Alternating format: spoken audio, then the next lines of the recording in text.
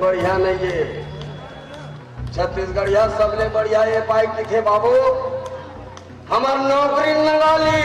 कले चुप बैठे हन तेकर से दी छत्तीसगढ़िया सबले बढ़िया हमार भाषा लगाली कले चुप बैठे हन तेकर से दी छत्तीसगढ़िया सबले बढ़िया हमार संस्कृति लगाली हमार राजनीति लगाली अरे आओ तो ये भिलाई और दुर्ग में मंदिर देवाला में बामन बैठे हैं तेनो मन बिहारी बामन मन बैठे हैं और बामन कले चुप बैठे हैं एक छत्तीसगढ़िया सबसे बढ़िया और काली यदि हम इसमें नामर्द की तरह चुप रहे तो ये मान के चलो आज तो हमारे राजनीति ला लूटे हैं आज हमारे भाषा और संस्कृति ला लूटे हैं अगर हम चुप बैठे रहे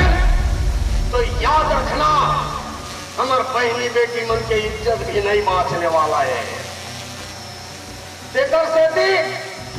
आज हमारा क्रिया खाल लगी कि कोना भी परदेसिया चुनाव मैदान में आई हम मल्ला वोट नहीं दान हम नेता नहीं चुना बोला विधायक नहीं